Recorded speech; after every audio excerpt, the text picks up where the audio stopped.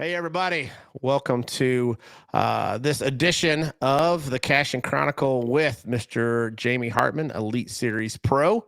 And we're going to recap today the St. Johns River and the Harris Chain. So we're going to give you some in-depth conversation about how Jamie caught them. Had two top 20 finishes to start the year. So super excited about that.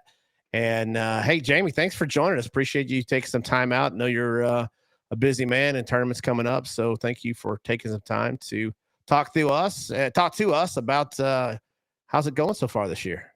Yeah, absolutely. Always glad to be here. Got home 2 days ago. Been busy. Had to run the 2021 boat for the first two events, so I dropped that off at the new owner on the way home and setting up the new 2022 for the last 2 days now. So lots and lots of work to do.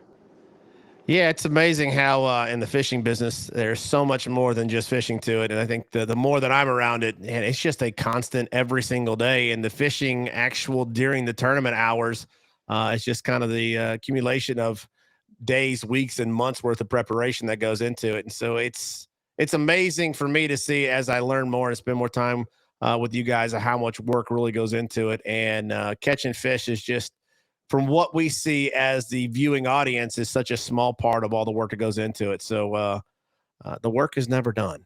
No, it is No, not. it And if is you make not. it done, well, then you're being lazy. So there's Yeah, something to do. yeah, the grind. That's what you always hear about. It's the guys that are able to grind that wind up having success on the water. So, Yep. just came off the St. Johns River, which was a great tournament for you. Came in 16th place with that, and of course, our teammate, Mr. John Cruz, took that win home. So. We're super excited for him and the overall Cashion family. And it's great. You came out with a great 16th place finish on that tournament. So love to hear, kind of how you caught them and just some overview of that. Yeah.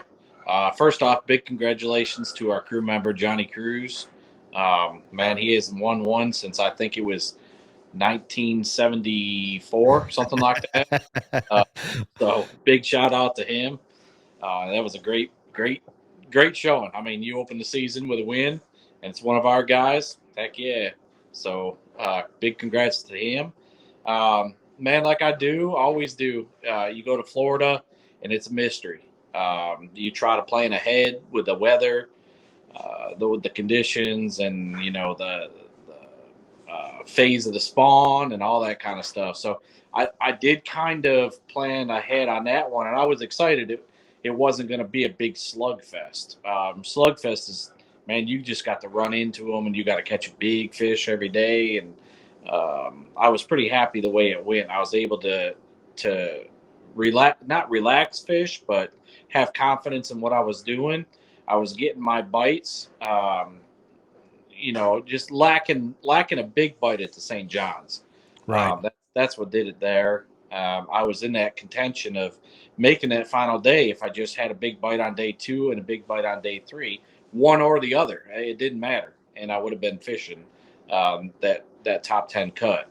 But it was cool. I fished my strengths. I love flipping pads and slowing down and being methodical and picking things apart, and that's what I got to do in that event. So I did switch up. I picked an area of the lake that I really concentrated on, and it seemed to work out. I did switch it up a 180 from what I usually do there, because what I usually do doesn't work, and I'm able to survive, but I'm not able to thrive on it. So I did just pretty well switch around on that one, and man, it worked out perfect. So I was caught majority of my fish um, the first day and going in, especially the second and third day, flipping pads. With a 7.6 flipping stick. I love Right. putting that in my hand, and that 7.3 medium heavy with everything else that I was running.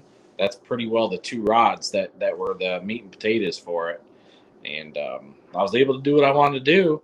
I'm happy to get through Florida. I was very happy to get through that first event in the 16th place, and excited to get over that Harris chain.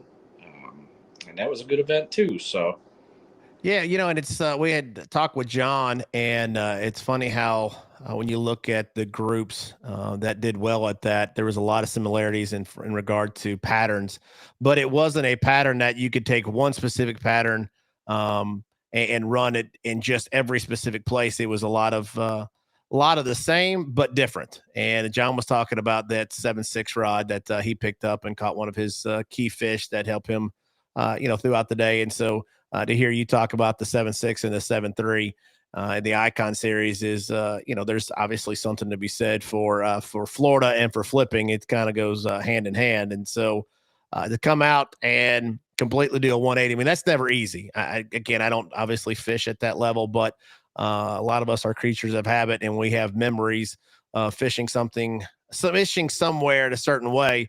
We have a tendency to go back to that. And so, what on your situation? How did you make that switch to pull a 180?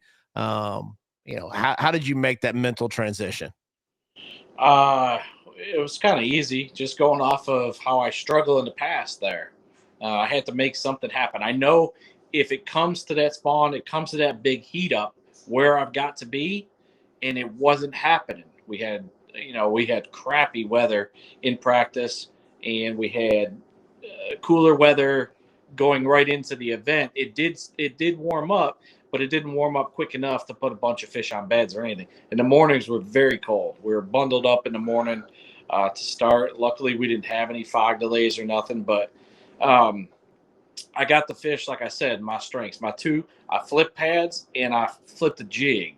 So I got to work a jig, a bit, half ounce and a 3/8 ounce black and blue jig, very methodically in a little bit deeper water for all these staging fish.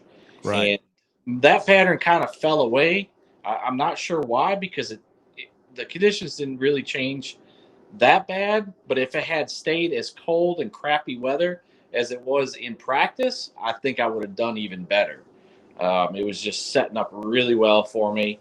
I had a great practice, but I did just scratch everything. I scratched the whole south end of the lake, and I stayed on the north end, mostly north of takeoff instead of running south. I did run south periodically. I did run back down there day one. I did go back on day two, but they were just like the end of the day kind of things where I wanted to do some Carolina rigging, some shell beds and stuff, waiting Sure. for that tide to get right. But on day three, I never left. I stayed right on that upper end and just ground it out. I actually got a few different patterns going that third day, and I would have liked to seen day four and day five. I mean, it would just seem like I was figuring it out as the days went. So just lacking that one good bite, that one big bite. Sure.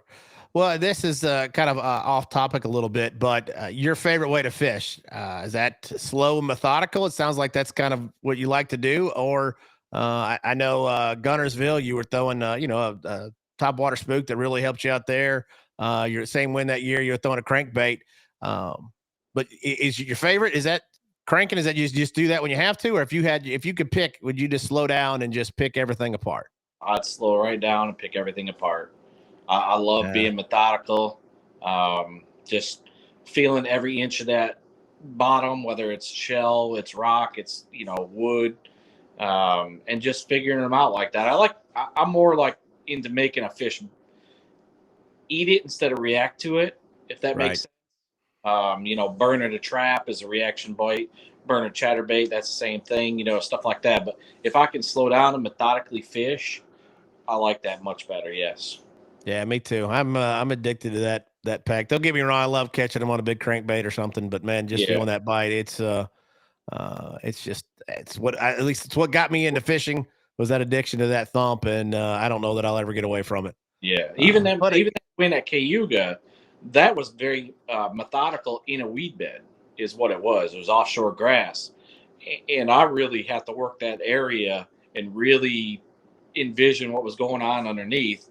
And the only time I picked that crankbait up was either early morning or that late afternoon when I got out of the thicker grass where it started to taper, and I picked up that crankbait. But I was methodically still picking it apart, and the rest was done on a drop shot. So it's the same thing whether it's grass beds or visually be able to see something on the bank. right Nah, it's super cool. Hey, let's transition real quick to the Harris chain. Yeah, Had a great finish out of there. Caught was it day one or day two? You caught the 8-1. I think it was day one, I believe. Was that right? day Was that one day I two? caught at Day one. 8:10. 8-10. Yep, Well, I should add a zero. I mean, eight yep. one to 8-10. That's a big difference, Big man. That's difference. a That's pound. closer to 9 than it is to 8. So yeah, Yeah.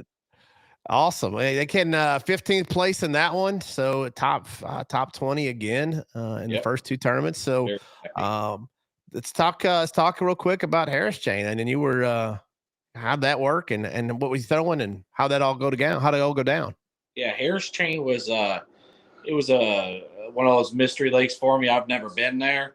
I did go before cutoff. I think I spent 3 days out there, looking around, learning the lakes, learning how to get to the other lakes, um, and just seeing what lake kind of set up for me better.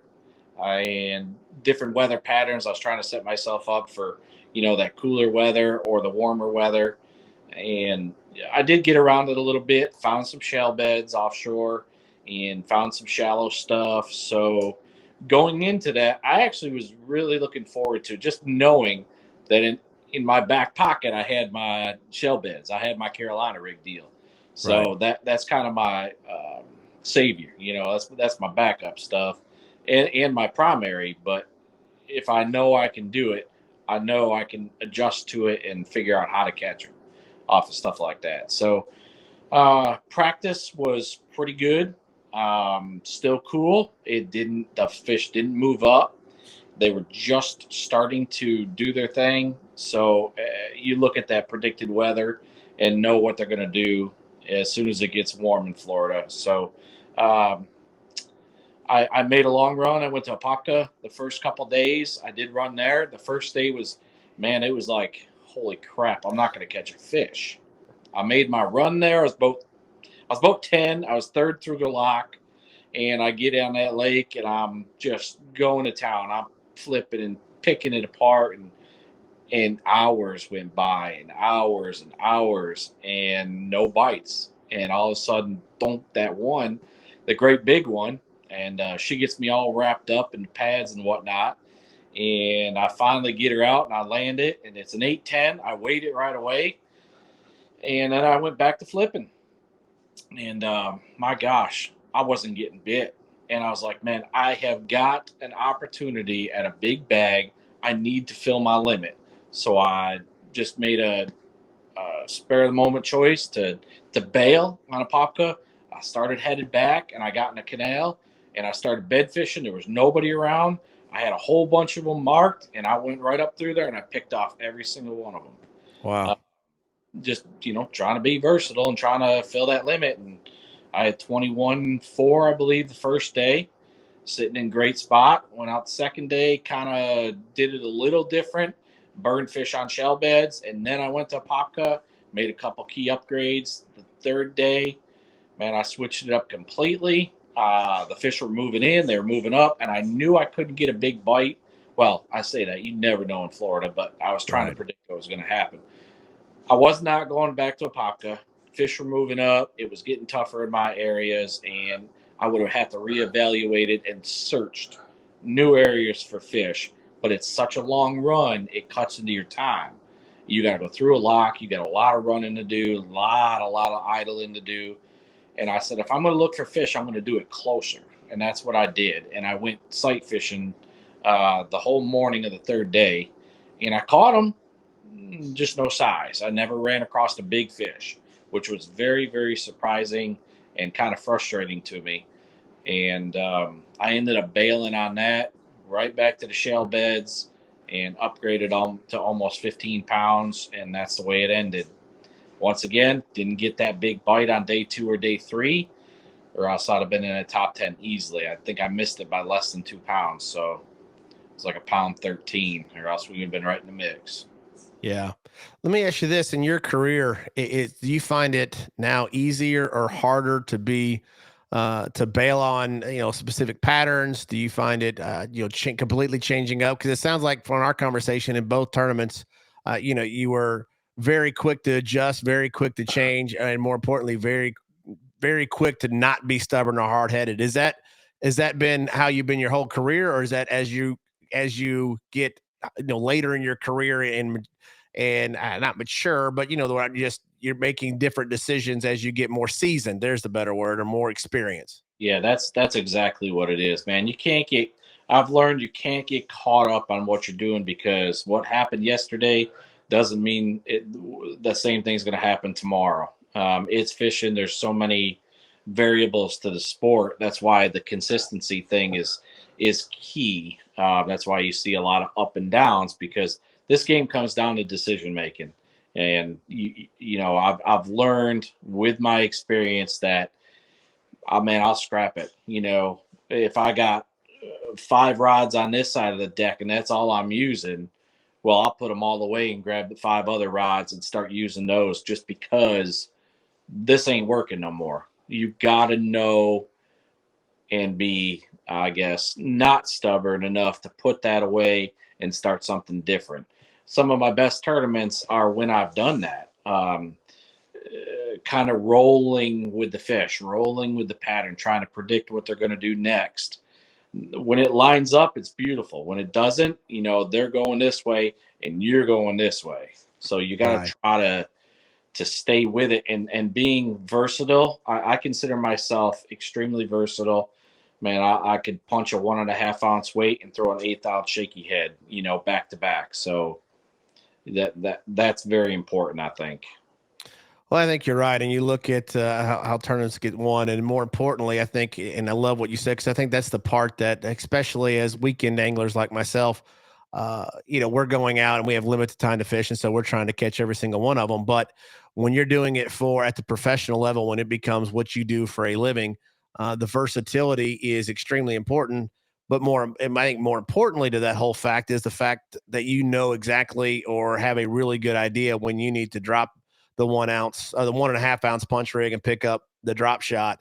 And I think for guys like myself, that is the part that we're consistently trying to learn and get better at.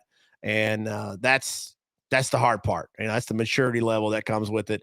Because man, if you caught him the day before, I know I am stubborn. If I caught him punching, man, I'll keep punching for 3 straight days and won't catch one. But the eternal fishermen are the most eternal optimistic people on the planet.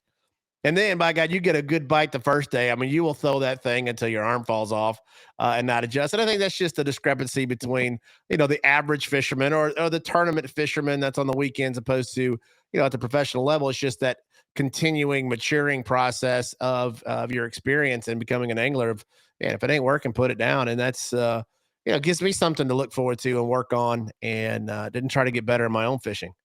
Yeah.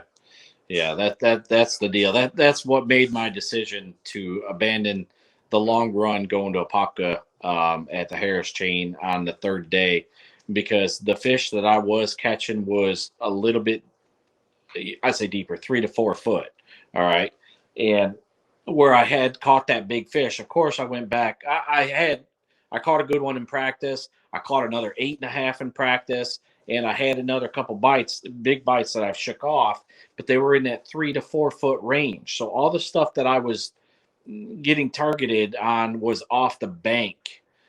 And I think as it got hot, those fish that were out there started moving to the bank. But I had, in my key area, I had a fisherman, one of our guys, on the inside bank already. And I, in my mind, I got to go to the bank, but he's already there. I'm not going to mess with his stuff, just because I was doing the outside, he was on the inside, and he was catching them too. So, I can't do that to somebody. So I realized that stuff started falling apart. I would have had to find different areas, and I wasn't going to do that. So trying to make an educated choice and decision on what I needed to do, and that was to abandon that. And if I had a do-over for day 3, I still wouldn't go back, but I would definitely do my first 4 hours differently than what I did. But that's, I just kept saying, man, I'm going to come across one. I'm going to come across one, and I'm going to catch them. Like, they were there, they were locked, and I just didn't have that. I lost one. It would have put me closer to the cut. I had them, halfway, 3/4 way back to the boat, and it jumped off. But it would have been really close to making a top 10. Yeah, well, it's this is kind of information that for people like myself is invaluable to hear and to and from an education standpoint to work on being more versatile, being quicker to change, not being so stubborn. And like, first of all, congratulations, super great way to start the tournament season. Two top 20s. Appreciate your time. I want to be cognizant of your time. I know you've got to get packed up and got a bunch going on. So thanks for taking the time out to give us a recap, and always appreciate what you do for Cashion and all just who you are, what you represent, the way you handle yourself on the water. You mentioned it in just our conversation about, hey, that was somebody's spot. I'm not going to do that. And that's the kind of people that we like to align ourselves with. And thanks for taking your time and for being with us. So again, Mr. Jamie the Hammer Hartman, Jason Holland with Cashion Rods. Appreciate y'all joining and watching. And Jamie, congratulations again. And we look forward to seeing you on the water more this year.